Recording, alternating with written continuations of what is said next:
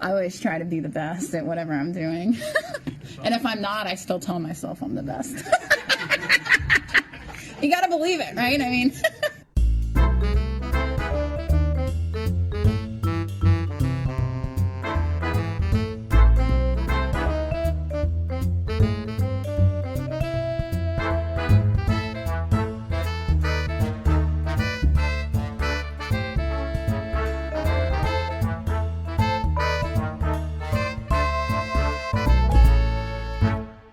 Hi everyone, welcome back to the Body Serve. I'm James.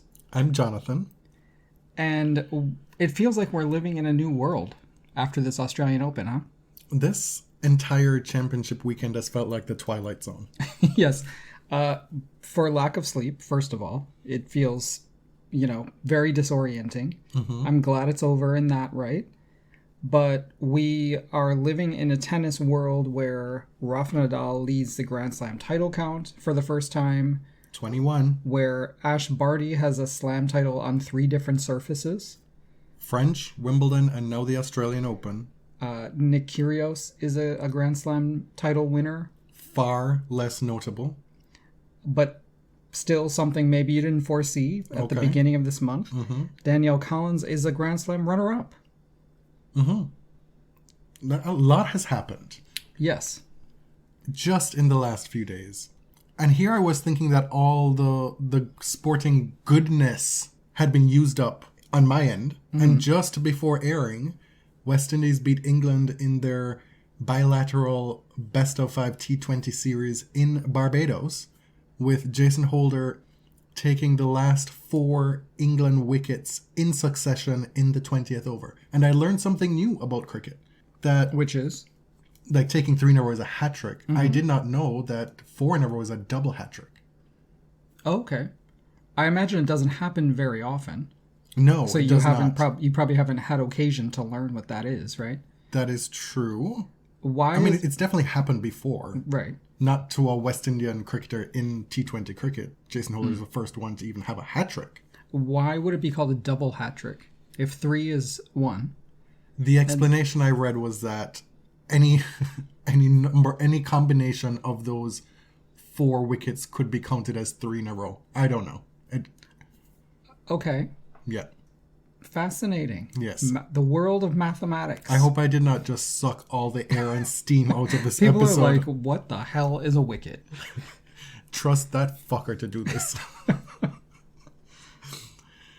So we had a weird night, right? I went to bed at midnight here and I set my alarm for 3. Mm-hmm. And it either didn't go off or I shut it off in my sleep or something. But I woke up again at like 9 a.m. I think you shut it off in your sleep. Because I'm pretty sure I heard you get up to use the bathroom at like 6. Mm-hmm.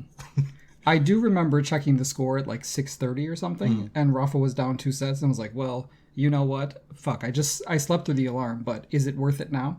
And it would have been worth it. I wish you would have had that experience in your life. Mm-hmm. But I was not about to wake you up at any point really until the 5th set. Where it was like worth it. And even then... This is Rafa in Australia. It could have just been waking you up for heartbreak, Mm-hmm. So I figured at that point, you must know what you're doing. Yes, we still have very clear memories of being up a break in the 5th set against Roger in 2017. Mm-hmm. I remember all hours of the night watching Rafa injure his back against Stan Wawrinka, although he was kind of already losing to Stan. Still, it's been a rough go of it.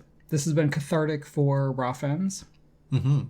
I can't foresee a better outcome for tournament organizers than having Rafa Nadal and Ash Barty win these singles titles. And then to get Kyrgios and Kokkinakis winning the men's doubles, it would have been an Aussie doubles champion anyway, because they were playing Aussies across the net. Mm-hmm. And there was an Australian team in the mixed doubles final as well. It would be hard to compete with the kind of attention that these 2 champions brought to the sport in these past 2 weeks, because most of the attention before the tournament was extremely negative. Mm-hmm. It wasn't great. We knew that Craig would probably survive, but in both trophy presentations, he was there, he was feted, he was lauded by the players. Craig Tiley's not going anywhere. No. Now, he may not actually deserve such a successful tournament this year after the many mistakes leading up to it, but clearly he has built something special that the players really, really enjoy. Let's start with this men's final. Under any other circumstance, we'd be starting with Ash first. Yes, we always start with the women and probably talk about them way longer than most men's finals. But this men's final, it's one of the longest we've seen, 5 hours and 24 minutes. Rafa has lost 5-set finals here before. And losing the first 2 sets, 6-2 and 7-6, the second set being, 84 minutes long? It wasn't looking good. No. But in the lead up to this match, I saw a lot of talk and heard a lot of talk about how this is probably the worst matchup for Rafa shy of Novak in this situation. And from the semifinal stage, I said to you that I think that Nadal has a better chance against Daniil than he would against Stefanos. And the reason why was because I felt like a redlining Stefanos, which could have happened, would be bad news for Rafa in this situation. Whereas no matter how well and exhausting Medvedev is playing, the rallies are still long enough and the match is still long enough, and he takes his time with it for Rafa to be able to bring the etc. of his mind to that match, to give him the chance to find, like he says, find solutions and troubleshoot his way in this match. Of course, you ended up being right, but I think there was a little bit of a leap of faith aspect to that prediction, because Daniil also has the ability to wear him down, and I think Daniil and a lot of us probably expected that Rafa was in lesser physical condition than his opponent would be, who is much younger, who, isn't known to be, the fittest player on tour, but he's certainly no slouch, is not afraid of long matches.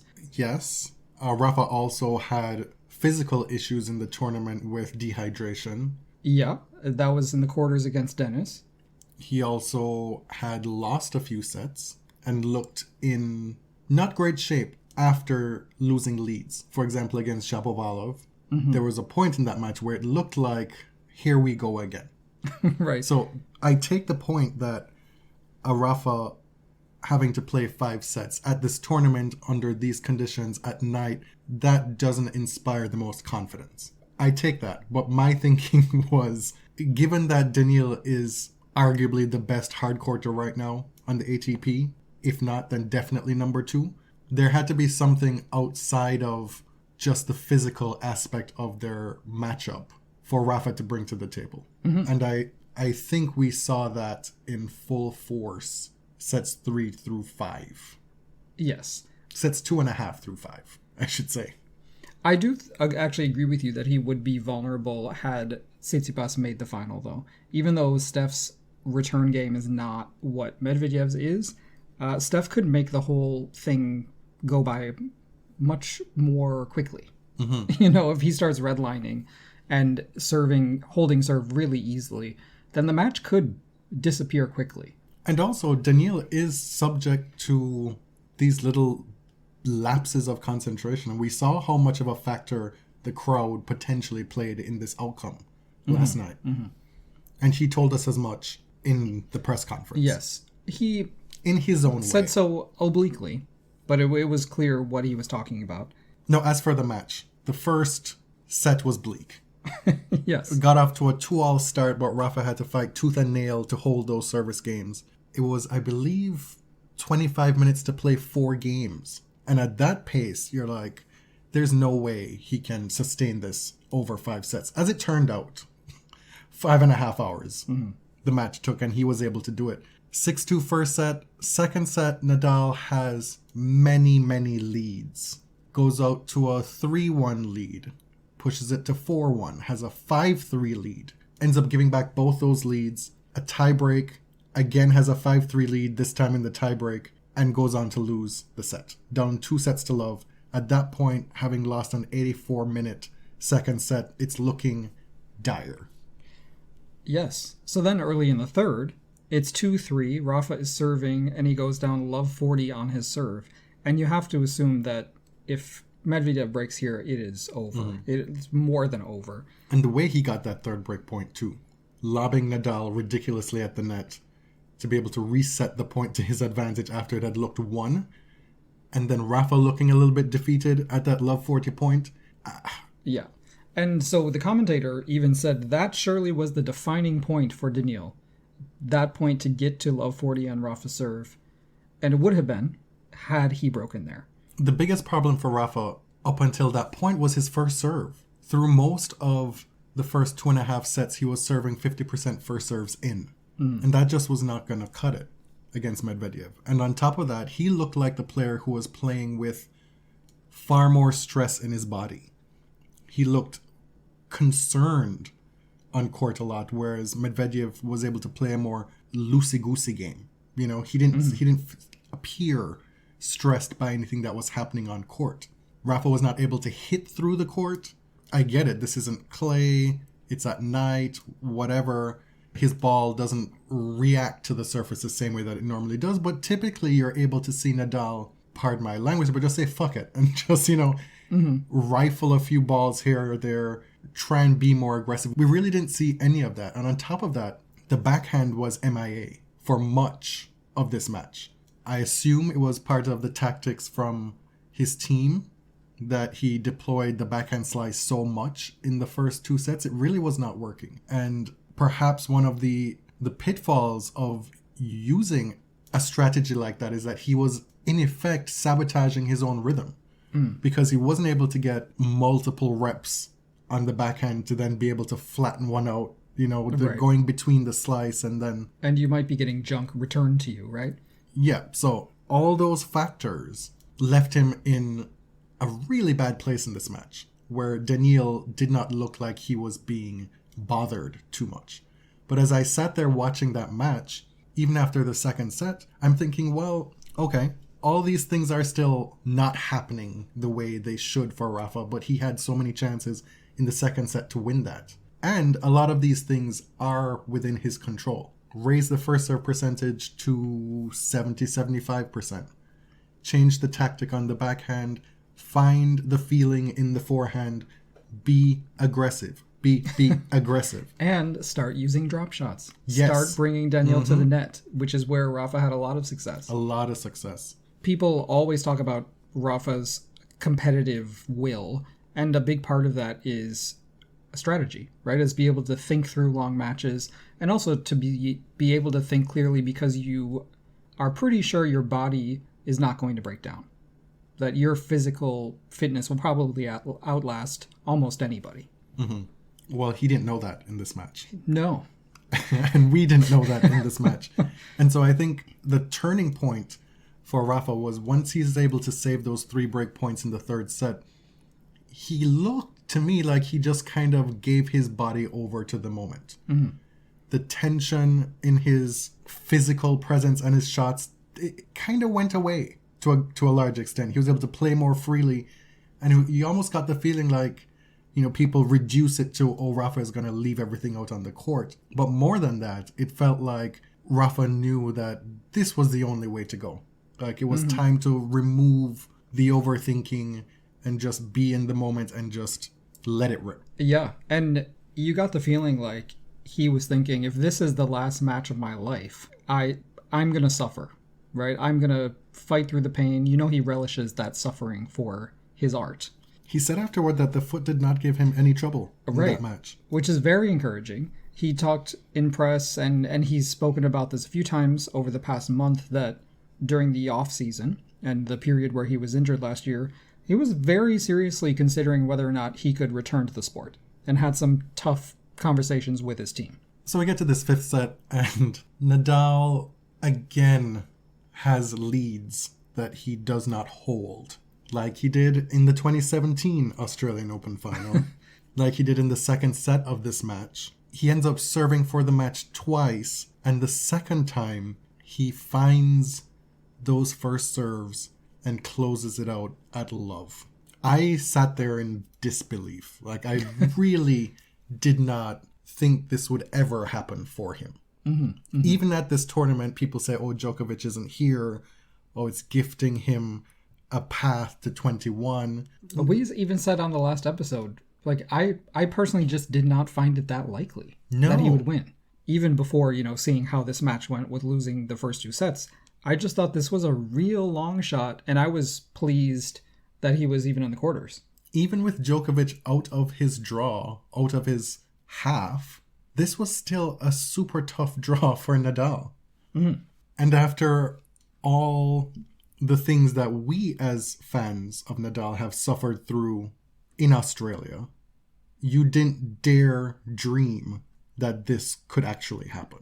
And this is actually the title of this episode, Dare to Dream. I want to assure you, I made that decision unilaterally before Medvedev's press conference. Yes, so this is not like a snarky rebuttal to Daniil's speech about his childhood dreams. No. That's not what this is.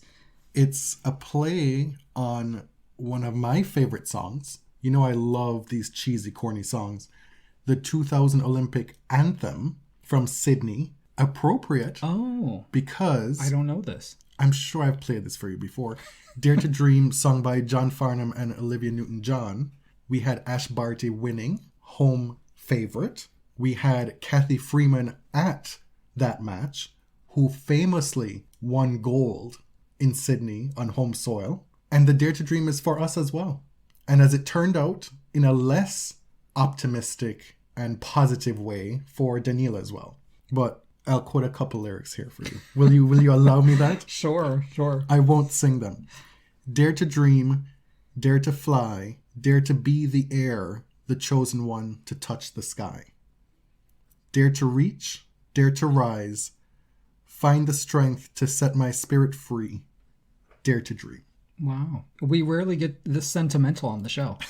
I don't know this song, but good choice as an Australian song. And But the part about dare to be the air, the chosen one to touch the sky, Ash, she is the air. And she is the moment right now in women's tennis and in Australia. I tell you, when they announced they had a surprise person to present the trophy to Ash, and I knew it was going to be Yvonne Goolagong, but we shrieked, both of us, like it was too much. I don't know if shriek is the right word. I did. It was more like, oh my God! I wouldn't necessarily say that's a shriek. Okay, I feel like you're really, being nitpicky there.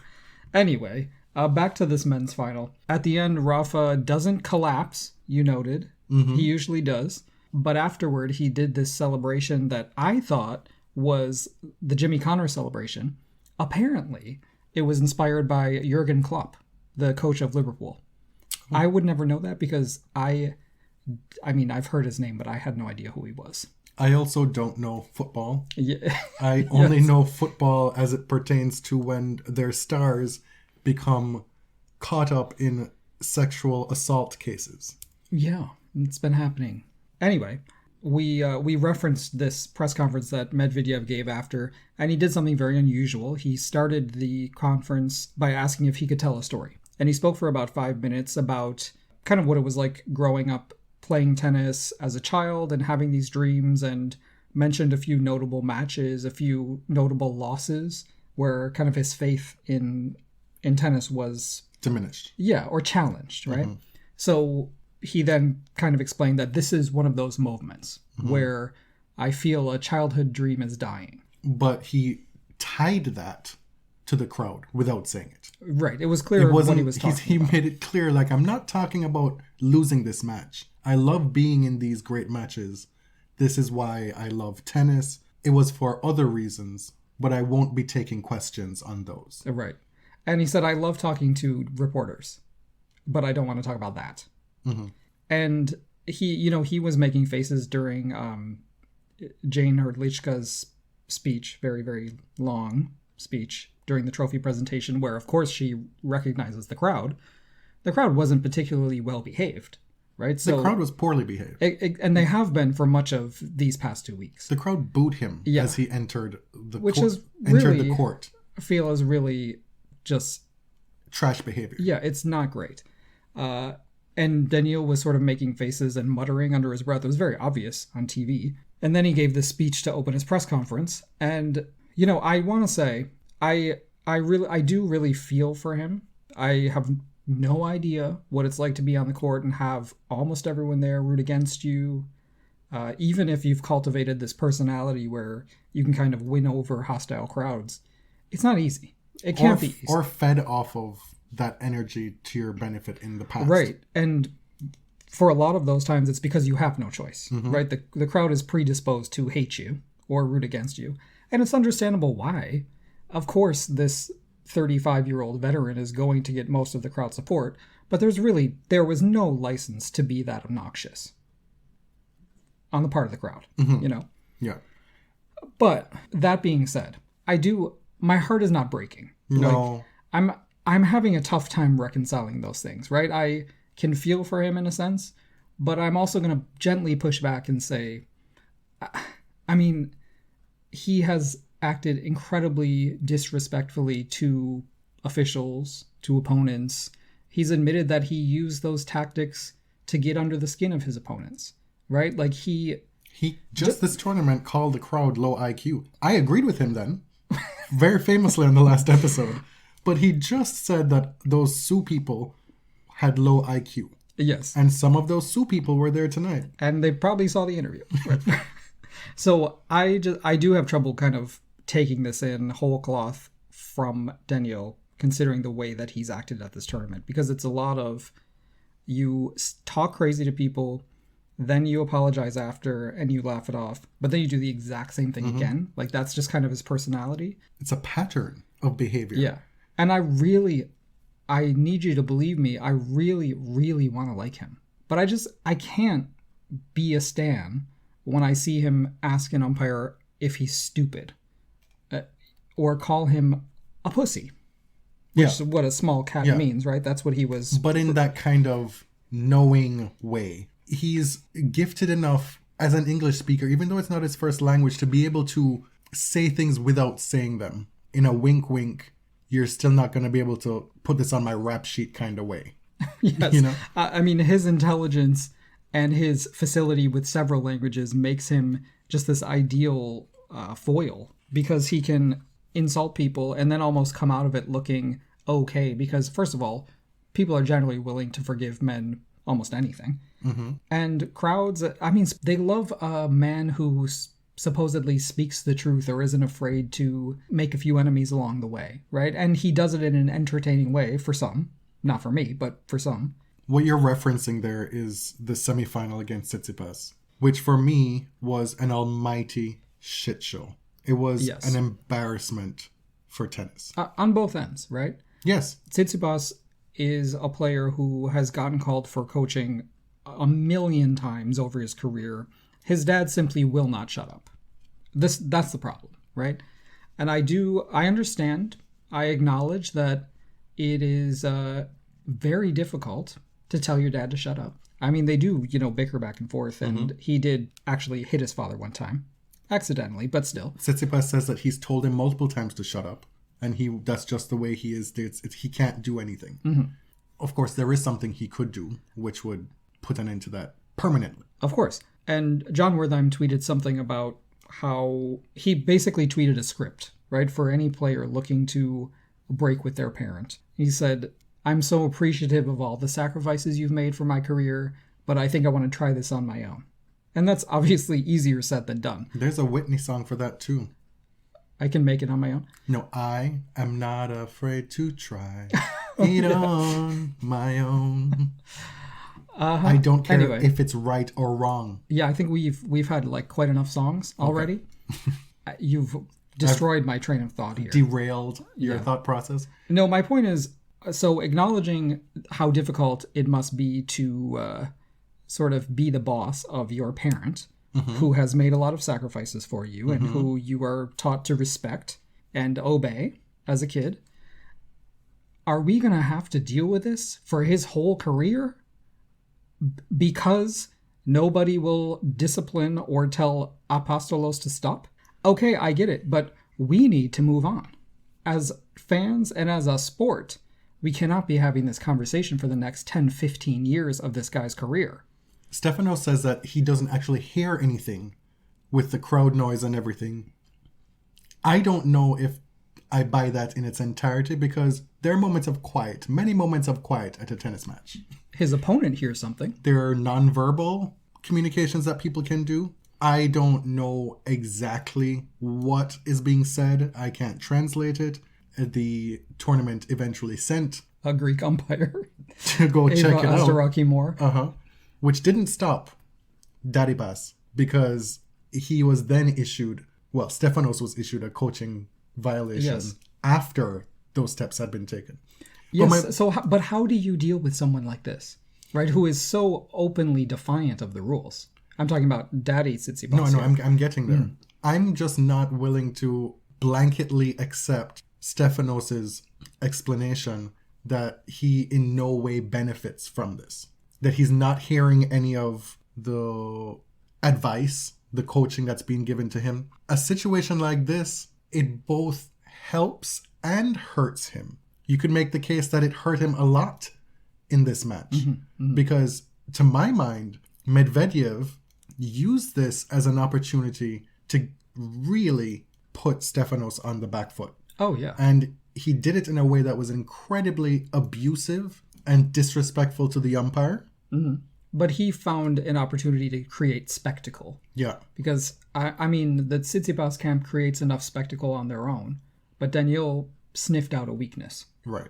And so, in this instance, it worked as a detriment to Stefanos, in my mind. But against other opponents, it's something that would have derailed them. Yeah. Denis Shapovalov, in that situation, what do you think would have happened? Medvedev is somebody who thrives on those kinds of situations. We've talked about this, and you actually tweeted about this, saying that Stefanos benefits from it. And I actually am not very interested in whether or not he benefits, because it's largely beside the point. The actual rule doesn't concern itself with whether the player is benefiting from the coaching. It's not allowed, period. And it doesn't have to be audible, right? As you said, it can be signs and whatever. But you make a good point that, Stefanos may find it very distracting and very annoying, but so could his opponent. Yeah. Right? And not every opponent knows how to weaponize that. So that's a disadvantage for them. Tennis has to decide, are we allowing coaching or are we not? We cannot be straddling the fence on this anymore. People, and we have been guilty of this in the past, direct the blame and the ire toward the chair umpire. Why aren't they doing something about it? That's what Daniil did in this match. But thinking reasonably about this, there's only so much that chair umpires can pay attention to or be reasonably expected to pay attention to with the necessary meticulous detail so as to make it fair and even. Yes. And I don't think this is one of those things.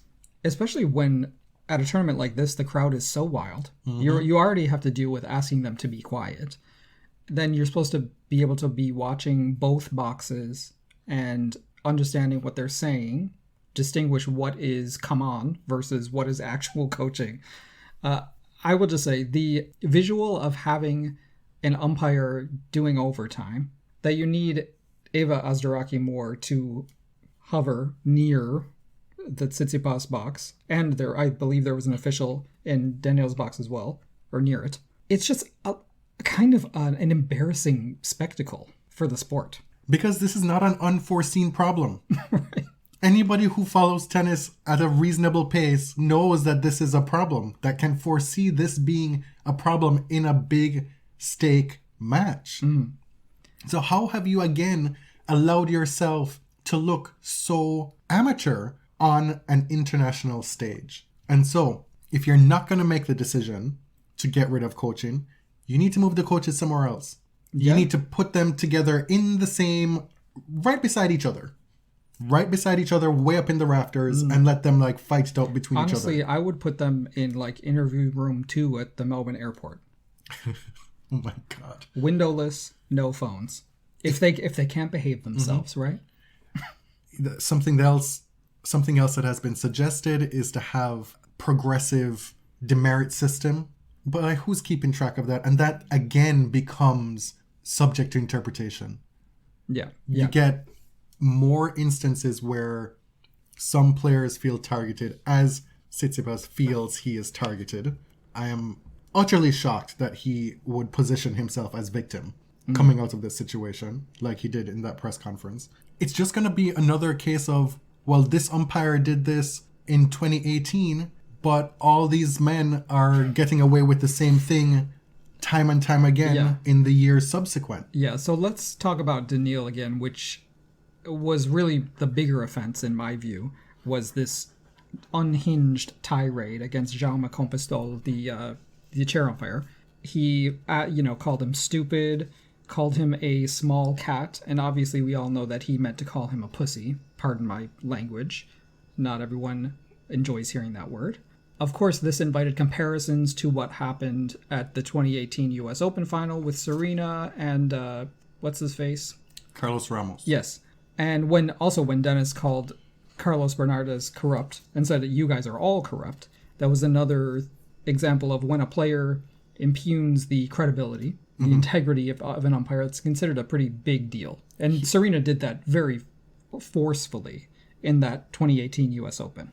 Shapovalov was fined afterward, but not penalized in the moment on court. Yes. And Medvedev was also fined after the match, but he wasn't disciplined during the match. So I do just want, all the people who blocked me in 2018, maybe you can unblock, apologize, and then block again, because I don't want to see. For one, I heard on Twitter that Jaume Compostol was posting funny stories on his Instagram, so I requested to follow him. And indeed, he posted a few videos of himself in a boat saying, "I'm okay, guys. I'm good, y'all," with a tiny kitty cat emoji. Oh. So in case you were worried if Jaume really took this to heart, he's doing okay. One of the takeaways for me from this tournament is, yet again, a reminder that men in general and the men of the ATP just act a fool and do and say whatever they want, and an apology after the fact is almost always sufficient for folks. Even if it's like apologies for the same thing over and over and over. Let's talk about the other semifinal for a second. Nadal versus Berrettini. As always, I was nervous about this match. And in the first two sets, there was clearly not much to be nervous about because Berrettini came in with seemingly no game plan. And whatever game plan he had surely wasn't working. He had no return. To be fair, like he was not playing well. He wasn't playing at his top level, but a lot of his decisions were just puzzling. And Rafa sort of viewed this matchup, there's a big server with a big forehand and a weak backhand. We've been here before. Rafa has done this many times as a lefty, right? So he just picked and picked and picked at this backhand. And this is where Rafa's return position helps him against these big servers. Because those who are more committed to stay close to the baseline, they suffer the consequence of more aces being fired at them. But Rafa gets more balls in play, typically against these types of opponents. And when you have one half of your ground game so comparatively deficient in Berrettini's backhand, that's a tough ask. And when you also are unable to pick on Rafa's serve, like the serve wasn't that great for the last two matches. Like, as a top flight ATP player, you have to be able to get more balls in play. Mm-hmm. Yeah, but in those first two sets, Rafa was playing extended rallies, targeting the backhand. And if Matteo runs around it to try to hit a forehand, he leaves so much court exposed, right? But you run the risk of returning one backhand short or into the net that is going to end the point. When he started to turn it around in the third set, he really started to hit out, kind of impose the game that has brought him success. Got pretty nervous because it could have been a Shapovalov situation where we're dragged to 5 sets after winning the first 2 sets. But Rafa steadied the ship. I was impressed with how much pace and spin he was hitting in conditions that probably were annoying for him. Pretty humid conditions. Well, what Rafa has told us this tournament is that that's the kind of stuff that might have really bothered him in the past mentally. But at this tournament, it's just, you either do it or you go home. Right. And he's playing with house money as far as he's concerned. Matteo, he is now a very reliable second week player at slams. You can pretty much expect him to reach the second week. The problem is he does not have a great record against the top 10. He is the only player to have made the quarterfinals of each of the last 4 slams on the men's side. Mm-hmm. Before we wrap up the men's side of things, let's just quickly mention what happened in the quarterfinals. Berrettini beat Gael Monfils in 5 sets. I stupidly stayed up for the entirety of this match. Lost sleep that I did not have to give away for that match. Yeah, you stayed up till like the time that I wake up for work pretty much every night. Yeah, I've never watched more tennis than I have these past 2 weeks, and that's simply a function of me being furloughed from work. I'm back to work tomorrow, so this ended just in time for me to try and figure out this sleep cycle business. Yeah, so we'll see how tomorrow goes. Matteo was up 2 sets to love, and Gael comes back, pushes it to a 5th, but does not get the job done. This was clearly a real heartbreaker for Gael. He gave a very emotional press conference, but it's pretty encouraging for fans that he really, really wants to make something happen this year. It was very much a Stacey Francis, I don't want to die with this music inside me, Simon moment Yes, in that press conference. Yes. The Shapovalov-Nadal match, which Nadal won in 5 sets, that was looking very dicey. Rafa went up 2 sets to love, and then that. No, I was shocked. And I know some folks would say, why are you surprised at this point? But I was shocked by how unintelligently, and perhaps more emotionally unintelligently, Shapovalov played in that match. Mm-hmm. To my mind... He should have won. To my mind, not only should he have won, that could have been a straight set win for him had he come out the gate correct. Mm-hmm. No, but we know that he struggles in that area. Like, he doesn't play within himself, right? Everything is big. And emotionally, he matches that, right? He acts bratty. I feel like he showed his cards in the very first set with that outburst against Carlos Bernardes. And then Rafa has to go to the net and basically, like an old uncle, say, hey, dude, just chill. What's going on here? How often do you see players conference at the net during a match? Well, Rafa didn't know what was going on. Like, he's used to folks having qualms with the time that he takes on the shot clock. And that had already happened. But in this instance, he's getting ready to serve. He has still 7-8 seconds on the clock. And there's this thing going on between Shapovalov and Bernardes in the chair. And he's like, what is going... This is not even... Right. You should have picked a point where the clock was at 0. The clock was still ticking. Right. This is still in the first set. And Shapovalov explained it afterward that it wasn't that there wasn't time on the clock. He was annoyed that Bernardes was watching him and not Nadal. So Shapovalov was like, why are you looking at me? Mm-hmm. Okay. That is such a nothing... I don't understand. I get being frustrated about how long Nadal takes. Like, I'm not going to discount that. He definitely pushes the limits and sometimes goes over them with the time he takes between points. I understand why an opponent would be annoyed by that. As it turned out, so too did Shapovalov. But that's the thing, that right? They were, Rafa was averaging 31 seconds. This is from the end of the previous point, but the umpire doesn't start the clock right then. Mm-hmm. The umpire chooses when to start the clock. And Shapovalov averaged only 3 seconds less than Nadal. So, he was not an innocent in the whole thing. My point here is this is a quarterfinal. This is a winnable quarterfinal. There's no Djokovic in the draw. This is your moment to come on court focused. You know that this is something you're going to have to deal with before you get on court. And you self-sabotage yourself from the start. The initial title of this episode was going to be Everybody Say Love, because Dennis needed a consultation with RuPaul in that moment to find and destroy his inner saboteur. Oh, yeah, that was... The call is coming from inside the house. It was a completely baffling performance for me. Tsitsipas in the quarters beat Yannick Sinner in straight sets. It was a complete and utter demolition. I know, folks, Sinner's 20 years old now. He won a bunch of tournaments last year. And I know a lot of folks have said, probably us as well, that he's going to be the next big deal. Oh, you were a true believer. Are you saying you're not anymore? I'm not as big a believer anymore. I mean, he's still very young. I mean, look at the strides he made over the last year.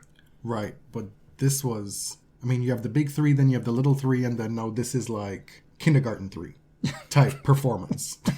We were told that bigger strides had been made. Yes, it takes time. It takes time. But I'm just saying the serve needs work. A lot of work. In these big best of 5 moments, it's a huge liability. Yeah. And then finally, Felix Auger-Aliassime makes his third quarterfinal in a row. Mm-hmm. Wins the first 2 sets against Medvedev, which seemed very unlikely. This was such a gut punch. Mm-hmm. Even had a match point in the 4th set. But Medvedev obviously came back to win in 5. Mm-hmm. I think overall it's still a good sign for Felix. Consistently making this stage at a Grand Slam. Absolutely. The way he brought it to Daniil pretty much the entire match. Yes, he gave up leads, multiple leads. He had chances to break and didn't take them. But most of those were due to Daniil's impeccable serving. There weren't many moments in this match where you could point to and say, wow, that was a choke. Right. And there's been this narrative forming around Felix. It doesn't help with how many finals he's played and not won. Still yet to win a title. But there's this narrative that he's not a big match player, that he cannot rise to the big moments, that maybe his game isn't big enough to bring it to these top guys.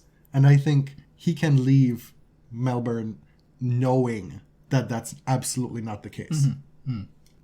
What does this mean for Rafa, this title, this number 21? Well, there's the obvious thing about numbers, right? It puts him at number 21 ahead of his chief rivals, both at 20. It's been 13 years since he won an Australian Open title. I believe it's the longest gap among men, 13 years before a first and second slam title at an event. And it's obviously an event that has haunted him because he's been very, very close many times since 2009. To me, the double career Grand Slam is such a massive deal. I've wanted it so badly for Rafa for many years now because he's been on the precipice, right, for a decade.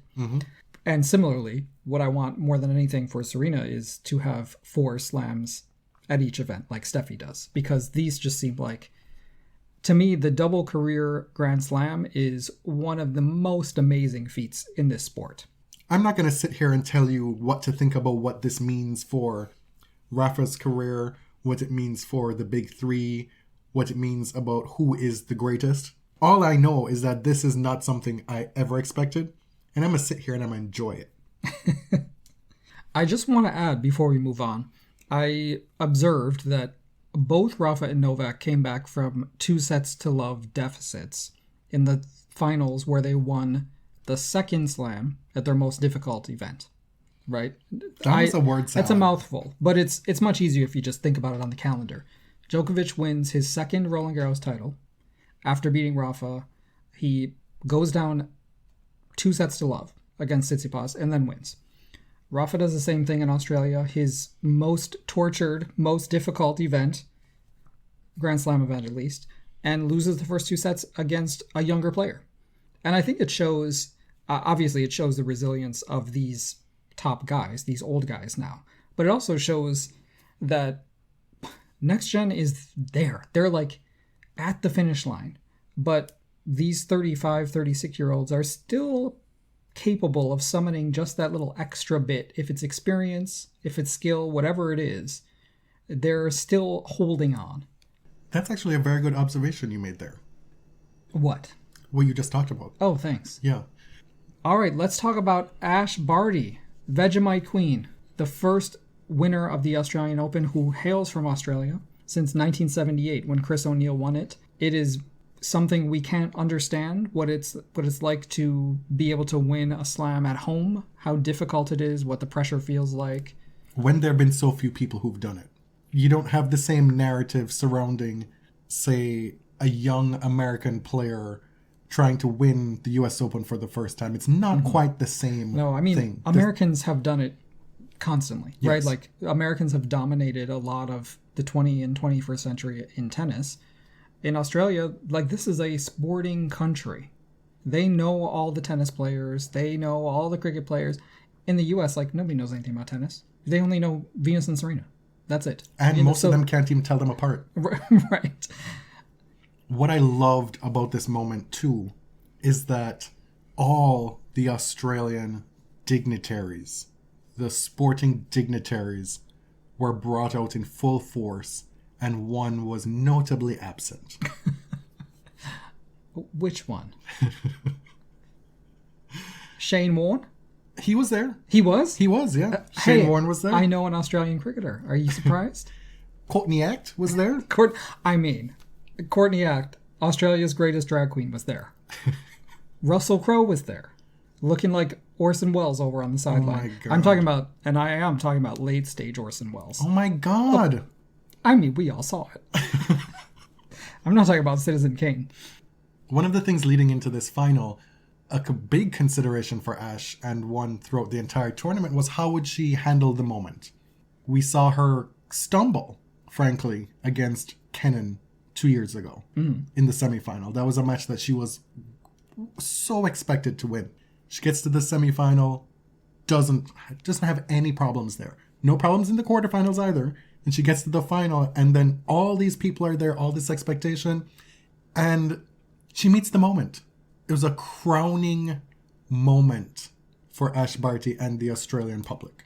It was. And she had gone through this tournament pretty easily. The toughest set was the 7-6 set against Danielle Collins in the final. She hadn't been brought that far. She didn't lose a set coming into the final. And a lot of people wondered, well, is it a problem that she hasn't been challenged that much? Because Danielle she's not going to lay down and give it to her. And we saw that. After Ash played her semifinal match, I was like, okay, this is happening. Like, that was just impeccable. And then I watched the second semifinal. And then I thought, well, I have no idea what's going to happen, because Danielle Collins came out in that semifinal and just brought it to Iga Świątek. Let's switch it up and talk about the semis first. Barty defeats Keys 6-1, 6-3. Madison had come in on a stretch of really impressive form, had been able to impose that power game and essentially blast people off the court. She did it to Krejcikova, which was very unexpected for me. And Barty was able to impose her game on Madison and not the other way around. And really, Madison's only hope to win that was to blast the hell out of the ball and disrupt Ash's slices, get a read on her serve. And it just didn't really happen.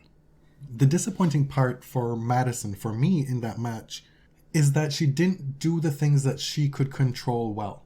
She, up until that point, had the most aces of the tournament on the women's side. She did not serve well.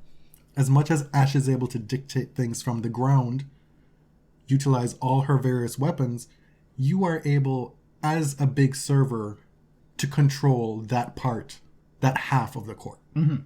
But a number of players have remarked in press that we simply don't see these slices like this on the women's side. They don't get a lot of practice against slices, and Ash's is pretty versatile as well, so you're not getting the same kind every single shot. There's like 4 or 5 different ones that she can use for different purposes.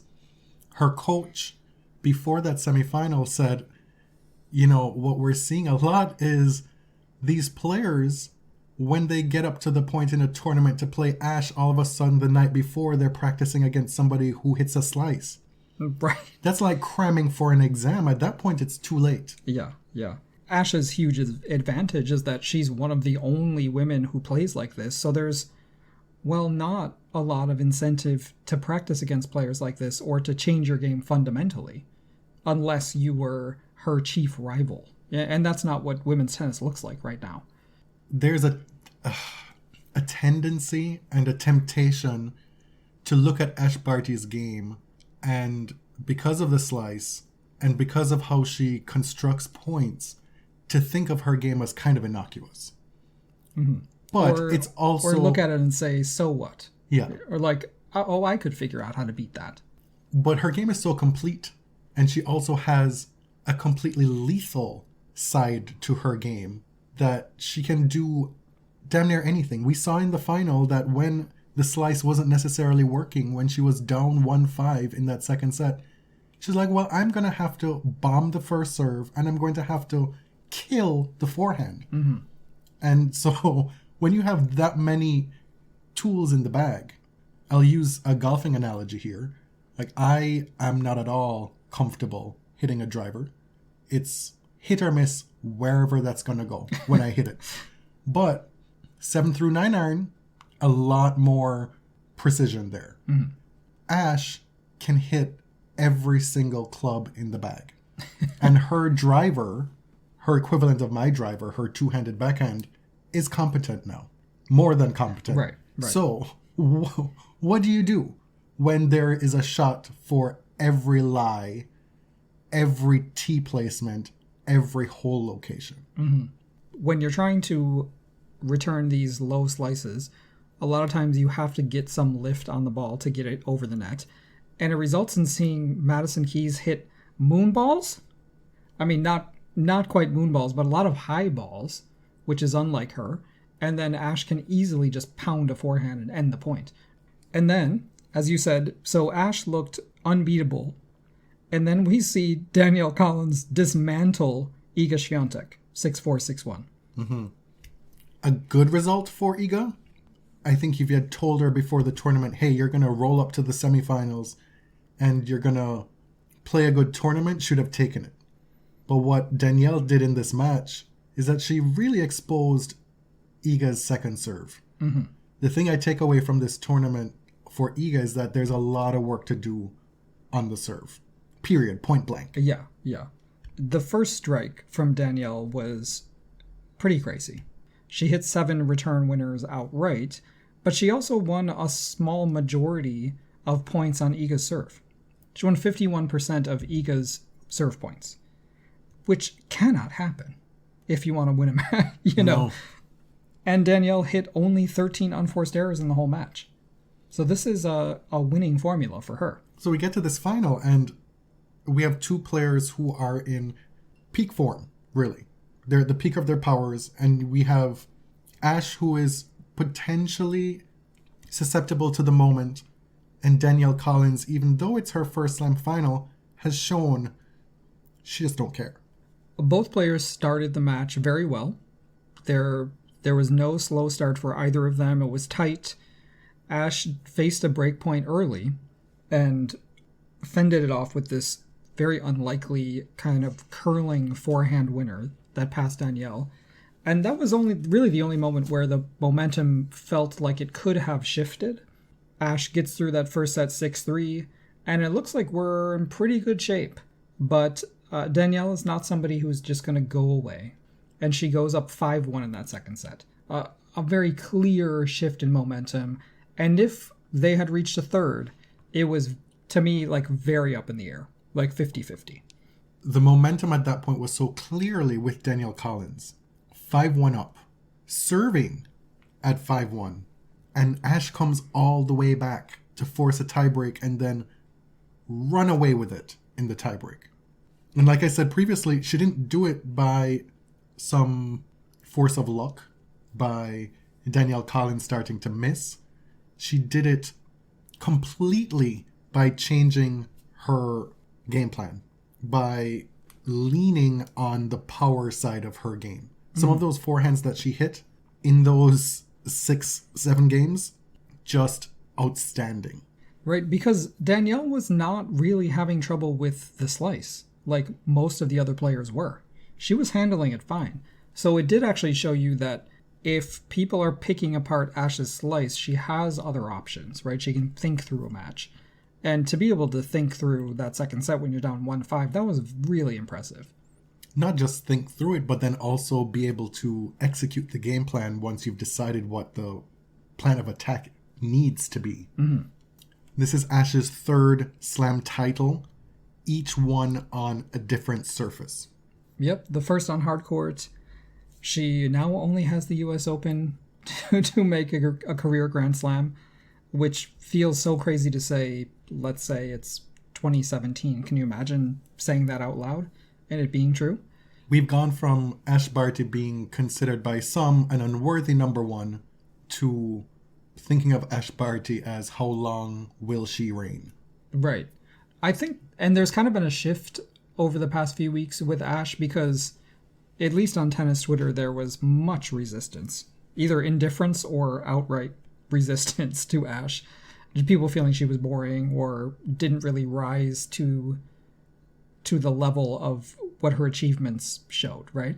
I think people are finally starting to change their mind, and you certainly don't have to like any player, right? And you don't really have to enjoy a player's game if you don't want to. But it is kind of nice that people are starting to get it, or just like get to this place where they respect the game, even if it's not their favorite. Yeah, I mean, you can still find it boring. Exactly. That's totally reasonable. But to say that Ash is not worthy of number one or not worthy of these titles, that's just lies. DanYell, for one, again, a player who has seen a real sea change among fans. People were very skeptical of her, assumed she was part of that white American MAGA sect. But she is just, DanYell is DanYell. Like, she has always been herself. She's very straightforward. She can be mean sometimes. I mean, the come-ons are really what attracted me first, because they were just so brazen, right? It's what threw a lot of people off at first. Exactly. But now that, there's been a few interviews with her, Courtney Nguyen shared a 2019 interview that WTA Insider did. Which is her. Yeah, which is her. DanYell is just such a character. She is just her. She loves musical theater. She loves Lady Gaga. She loves Whitney Houston. She talks about how proud she is to sort of come from the background she did. She could not afford the private tennis academies as a kid. She learned the game on public courts, thanked her parents for the sacrifices that they made for her career, went to college, got a degree, won the NCAA singles title twice at Virginia. She's just had a less conventional path than most professional tennis players. Both players in this final showed that there are different ways to get to the top. Right? I mean, Ash took a break / retired from the game when she was a teenager. And it wasn't like, oh, she wanted to play cricket, right? Let's not euphemize this. Let's not cover this over. Ash was having a real problem mentally and psychologically. She needed a break from this game. And she said that very clearly. When she comes back, she did achieve success right away. But I think conceiving of her as a number one and a 3-time slam winner, that was perhaps a little too much to hope for, even for the most optimistic. At 28 years old, Danielle Collins leaves Australia as the number one ranked American and a top 10 player. Mm-hmm. She too dared to dream to get to where she is, because there was no template for that. Yeah, she was actually the first NCAA champ to reach a Grand Slam quarterfinal since Lisa Raymond. Lisa was also a 2-time champion like DanYell. We mentioned the semifinals, the quarterfinals for how we ended up with this women's final. What did those look like? Well, we had Ash Barty play Jessica Pegula. Pegula repeated her quarterfinal appearance in Australia, but Barty swept her away pretty easily. This was something that I think convinced me that she was going to win this title. Ash won the first set 6-2, not playing even close to her best tennis, and then the second set was a bagel. It was a supremely impressive performance from somebody not even playing at their best. And one more thing I want to add about Ash at this tournament is that I see a little bit of Federer in the way she moved through this draw. Yeah. Like, it's a type of performance that we saw from Federer in his heyday. Right. Making things look way easier than they actually were, and having all the tools to do whatever he wanted on court. In the second quarterfinal, Madison Keys beat Krejcikova. Now, this was the match where I was thinking, uh-oh, is Madison's dream run going to end here? Krejcikova did not bring her best tennis. She was clearly struggling with the conditions that day. And Madison was so dominant, was so successful at imposing her power that there was no time for necklace stunts. You know, the heart of the ocean, it never came out. Oh my God. If I'm a tennis player, I'm training in Dubai or Florida every offseason. Yes, it might be miserable, but you need to get used to it. Pretty much none of these players who train consistently in these conditions or grow up in places with these kinds of scorching temperatures have any problems under these conditions. Madison was asked about it after the match, and she was like, I live and grew up in Florida. Like, this is nothing, really. Collins beat Cornet. Let's talk about Cornet for a second, because this is her first career slam quarterfinal in her 60th consecutive slam appearance and her 63rd slam overall. The longevity is extremely impressive.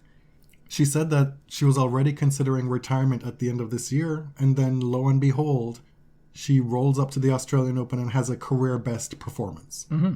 She actually hasn't missed a slam since the US Open in 2006. Think about where you were in 2006 and like all of the things that would force you to miss a slam.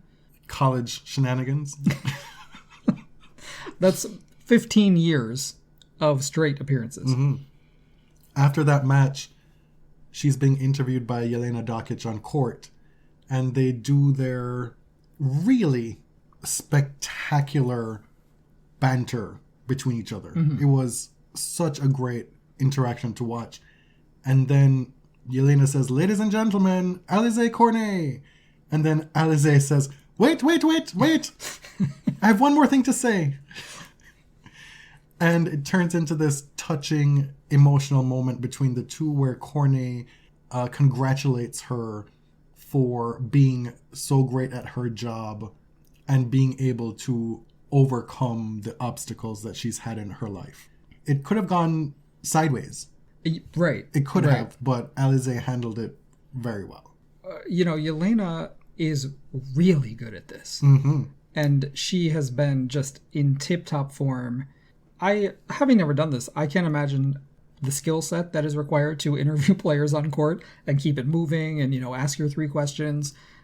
Jelena Dokic is very, very good. And because she has a way of making it feel quite intimate. It's not just that she's a former player. Because we see former players interview current players. They're not all good at it, right? All the time. Yeah. But she radiates empathy. I think that's what separates her from a lot of these other people trying to do the same job. And she seems like she really, really wants to know the answer. Mm-hmm. Like she's asking you a question because she's interested in the response. In the last quarterfinal, Swiatek beat Kanepi in a 3-hour battle featuring one of the most ridiculous match points you will ever see. Kudos to Kai Kanepi as well. Out here at 36 years old, still just dragging these top seeds left, right, and center. Just making their lives raggedy as hell.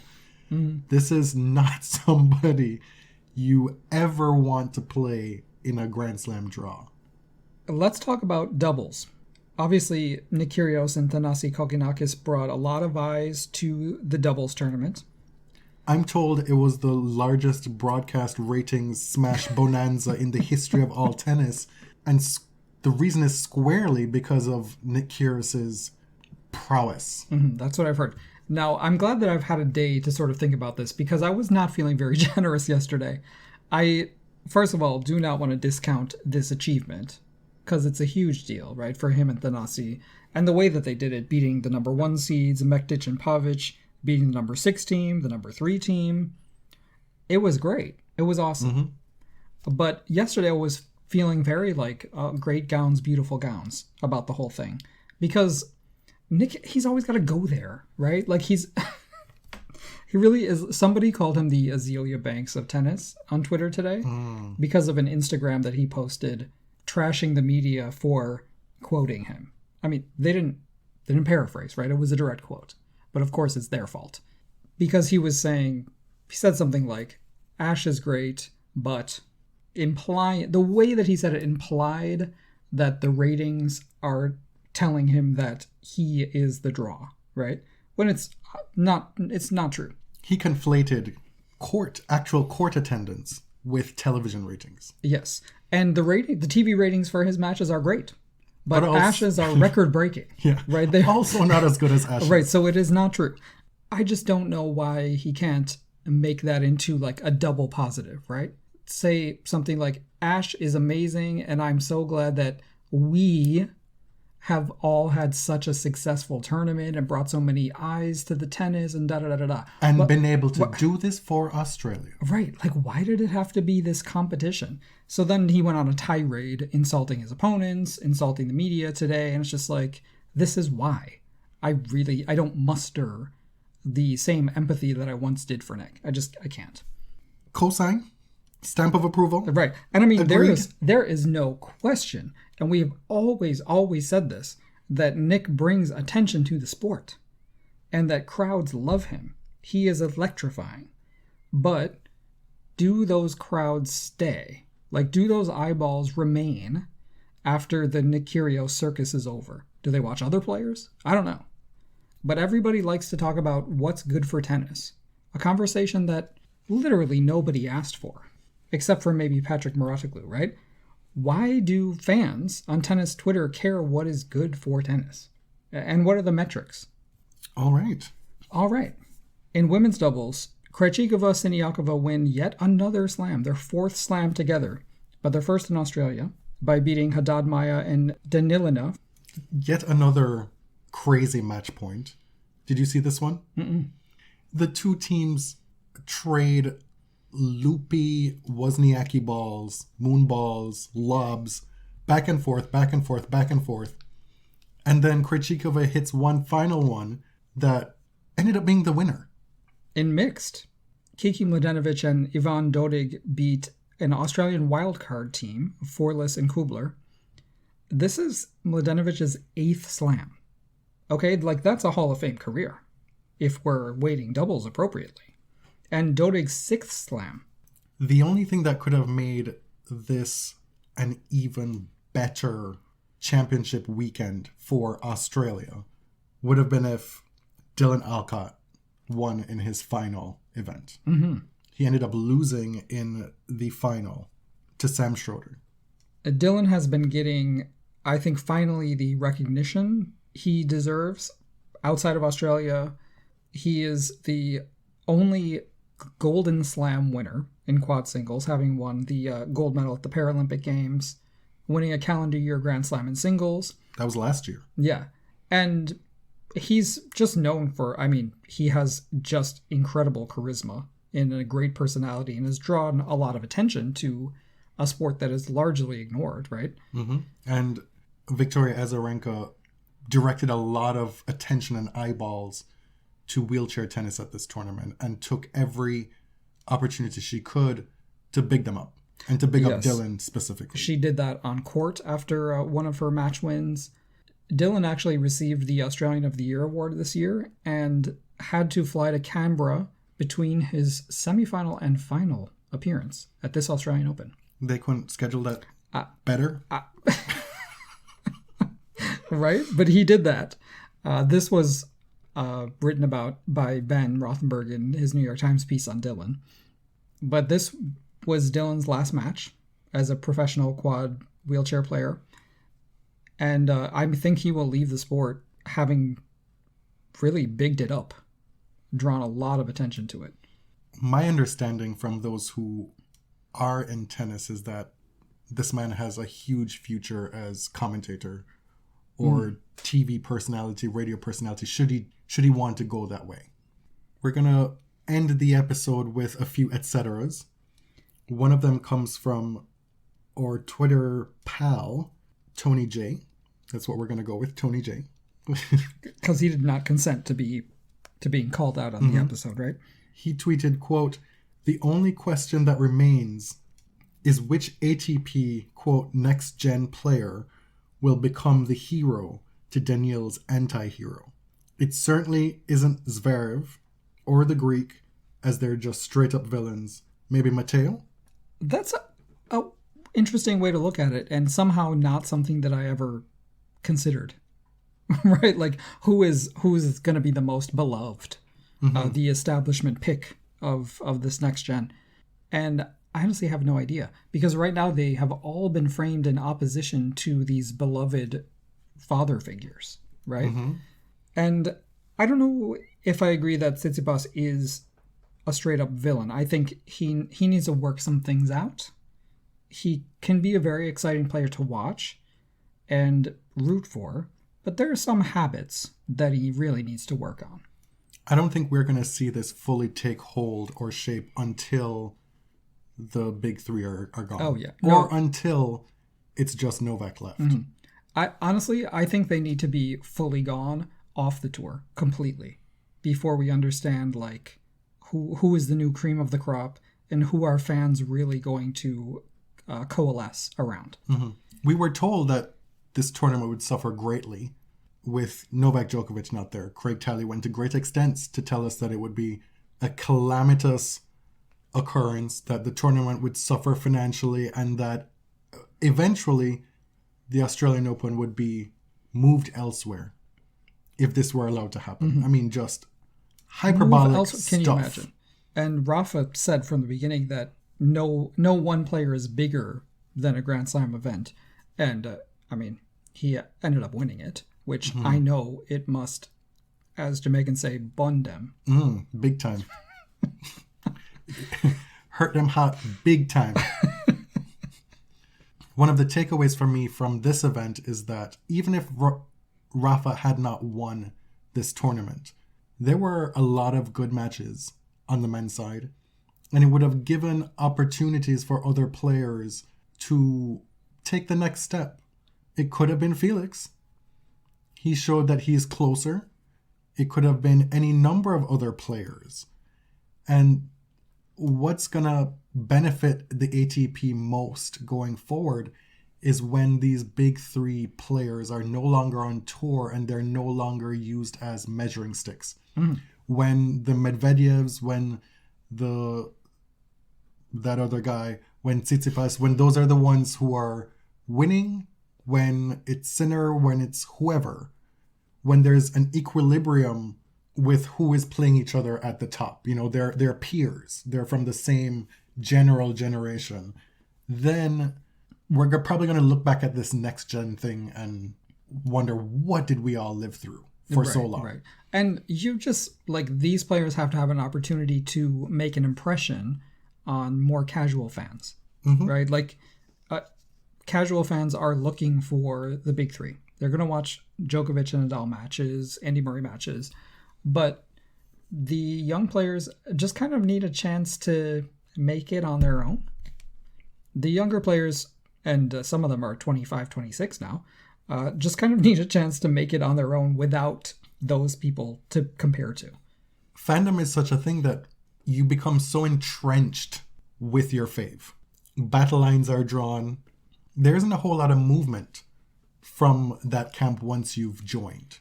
You tend to become a lifer unless there's some big occurrence that happens, some big misstep that the player makes that becomes untenable for you, right? And so that's an appreciating effect. Once somebody has that many followers, once that camp expands, it's like when you get to a certain level on Twitter. Say you have 100,000 followers on Twitter. What's the difference between the 100,000 and 130? It just gradually just keeps building and building and building until you are this entity. And you have this cachet built in. We talk about new eyes to tennis. People then come to tennis already kind of knowing who these people are because they've heard of them. When those people are gone, when those three camps have been disbanded, then these new eyes, they're coming to actually earnestly for themselves seek out somebody new to stand. And that's where somebody coming to a men's final at this tournament, if it were Medvedev against, say, Tsitsipas, Be like, well, wow, let me pay real close attention and see what I like from each of these two players and make a decision, rather than, oh, we gotta support Nadal here. Because one, I hate that other guy. He needs to get 21. Also, he's been through so much. Wow, what a story, what a moment. We need to participate in the grandiosity of this.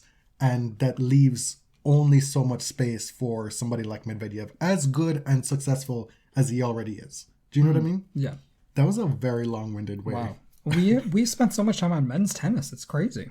You mentioned earlier about the Everybody Say Love thing, and you were referencing the Australian Open Pride Day, which in and of itself is an amazing thing. I think we both recognize that it suffers from sort of that corporate pride branding where it obscures what we're actually celebrating, right? There was a lot of rainbow imagery. They released a video of a lot of players showing support of Pride Day, but if you didn't know what the video was about, it wasn't very instructive. No. Right? It never mentioned LGBTQ anything. Let alone the I or the A. Forget that. The plus, that wasn't part of it.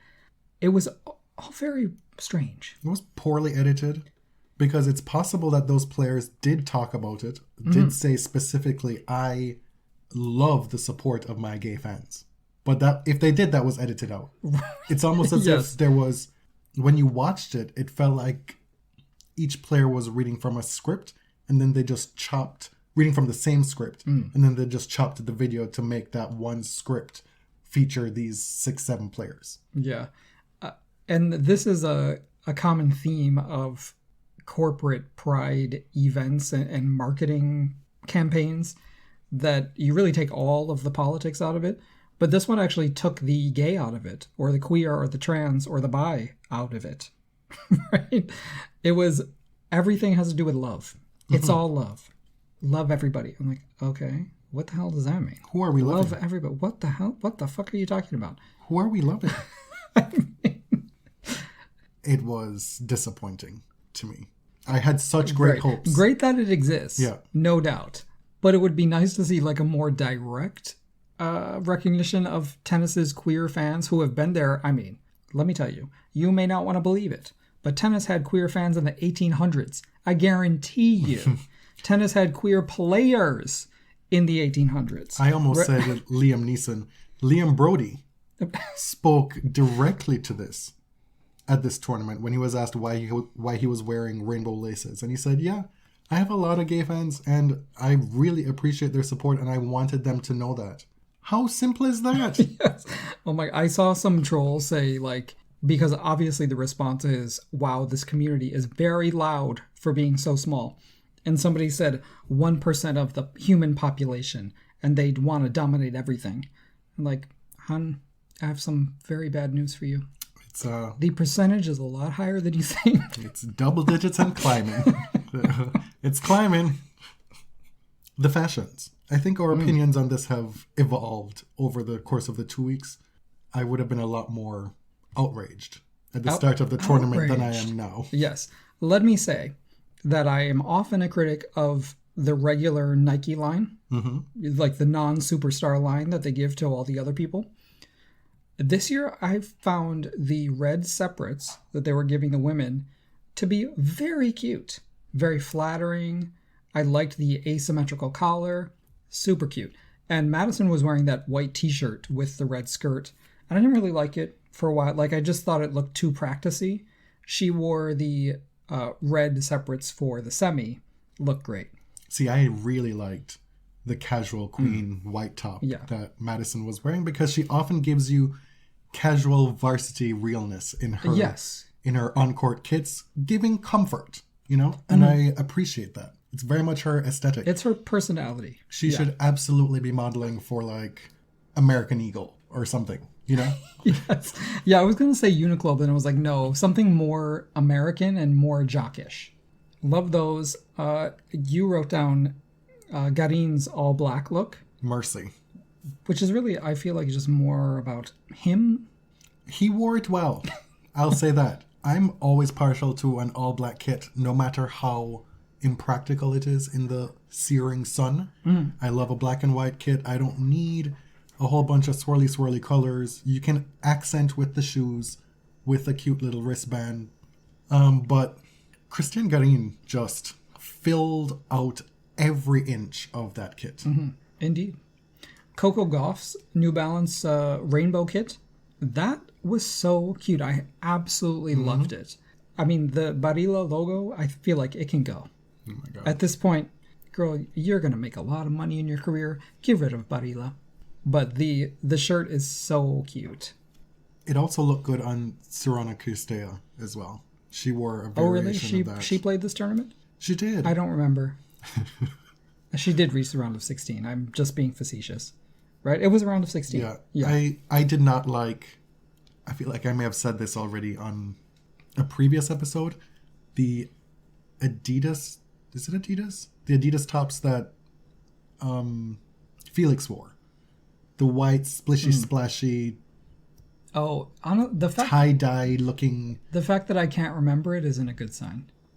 Yeah, Felix looked great in it, but the shirt itself, I did not care for it. I also did not care for the top that Tsitsipas was wearing. In theory, it would have worked really well with the black shorts, but again, it just looked drab. Like it could have been giving more. Were there any other kits that you enjoyed? I very much loved the ruby red slipper shoes that Ash wore. And it worked great with the design of her kit. It's the kind of pop that you don't really expect from an Ash Barty kit. Because the actual shirt I didn't love. Like I wasn't very excited by it. But the red sneakers were cute. And then somebody who did not have a clothing deal. Oh my lord. Danielle Collins, so her contract with New Balance is up. And she came into this tournament wearing like a yoga brand. Just, she's kind of searching out her own clothes and buying them. I think at this point, she can secure a pretty nice deal with somebody. I suggested LS. I love LS's tennis clothes, and I think she would look amazing in them. I don't know if they have the kind of money that she deserves now as a top 10 player. Does Venus Williams have the money? Maybe. She might. That'd be a nice little crossover there with how much Danielle talks about how she loves and was inspired by the Williams sisters. If she were to roll up to spring tournaments in 11 gear, this next segment, little mini segment, because it's only 3 tweets. You want to recognize some tweets that you really enjoyed during the fortnight. It's just 3 of them. You know, as usual, tennis Twitter is doing yeoman's work during Grand Slams. These kids are out here all hours of the night giving you comedic genius. An account called Paola Badosa's boyfriend tweeted, Corda has the face of someone who would show up to your medieval village and demand taxes. When I tell you, I screamed because I have seen that character on TV. Why does this make so much sense? I have seen that character. I don't know what it means, but I immediately knew what it meant when I read this tweet. And to be clear, I don't necessarily know some of these accounts, so I can't swear for what their regularly scheduled programming is like. But these just really stuck out to me. Waluigi IRL tweeted, Clara watched a Wozniacki match and was like, fuck that. It is so true. She really is the opposite of Wozniacki. And then TBS fave, you'll have heard or known about her for a while now if you've listened to this show.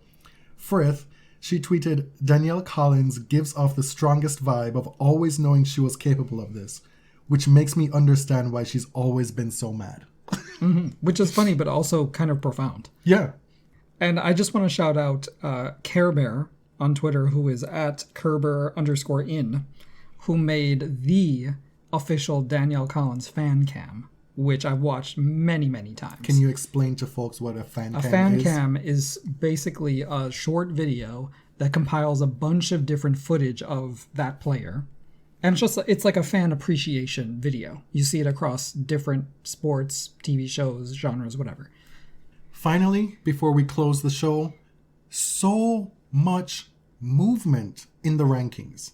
Yeah, you say movement, I say wreckage, carnage. Sinkage. So first of all, Medvedev had a real chance to reach number 1 if he had won this tournament. He is still about 1,000 points away from Novak. And so we don't know how the next few months are going to go with where Djokovic is going to play, if he's going to be able to defend Roland Garros, Wimbledon, etc. Medvedev has a very realistic chance of taking over the number 1 ranking. Rafa actually stays at number 5. Matteo Berrettini reaches his career high of number 6 with the semifinal appearance. Federer is down to number 30, which still feels very high. Yeah.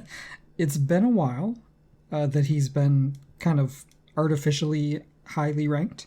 Dominic Thiem at number 37-ish at this point. We're looking at the live rankings here, so it'll become official tomorrow morning. Mm-hmm. But hey, Maxime Cressy at a career high of number 59. He was asked about what he was looking for in terms of sponsorship because he doesn't have one as yet. And it was put to him that, will you be negotiating now? Will you be trying to get something done? And he said, no, I think I'm still too low in the rankings to really have the leverage that I want. And I'm like, okay, well, good for you, sir.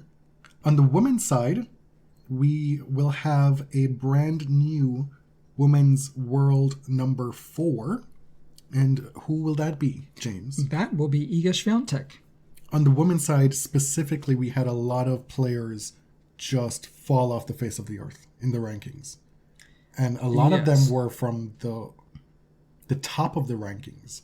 So somebody like Iga, though she made a semifinal and picked up 540 ranking points, that bumped her up 5 spots because there were a lot of drops. Naomi Osaka, not being able to defend her points here, drops to number 86. Sophia Kenin, number 95. Jennifer Brady was the defending finalist here. She's down to 111. Serena is at 246, and I don't even want to speak this out loud. Venus is at 464. Yes, so there are a lot of very high-profile players who may require wildcards at certain events. They're going to be battling for a limited number of wildcards, unless a few of them start to work on their rankings, getting into smaller events. Muchova is at 66. Oh, man, and she was a semifinalist in Australia last year, right? Kanepi is up to 63. She has a career high ranking of number 15. And let's hear it from Madison Keys, who is back to number 28, improving her ranking by 23 spots. Amanda Anisimova up to 42, up 18 spots. Alizé Cornet, 37, up 24 spots. A lot of great news for some folks and a lot of bad news for others is the bottom line. I think more so than most other slams we've covered because of the points. Well, it's because really how little those people have played. The players who fell really far, Naomi, Sophia, Jennifer Brady, they've played barely at all. Mm-hmm. And same with Serena and Venus. Since the Australian Open last year. Thank you so much again for everyone who's donated to the GoFundMe. This, I promise, this is the last. This is the last mention of it. I feel we've gotten too comfortable talking about money. It was very awkward back in 2019 when we first did it. It's still awkward. It is. But we did say from the start that we would be leaving it open through the end of the Australian Open. Yes. So we will be closing it on Tuesday. Thank you so, so much to everybody. Someday, I'm sure, we'll be able to travel. Thanks for sticking with us in this very turbulent January. It's been busy for everybody. It's been difficult but very rewarding for us to keep up with everything. My name is Jonathan. You can find me on Twitter at tennis_John. And I'm James at ElliotJMR. 2 L's, 2 T's. We're at The Body Serve on Instagram and Twitter. And of course, our link tree is linktree.com/TheBodyServe. Where you can find all the GoFundMe stuff as well. Thanks for listening. Well, after that I said, fuck, one more time. Till next time.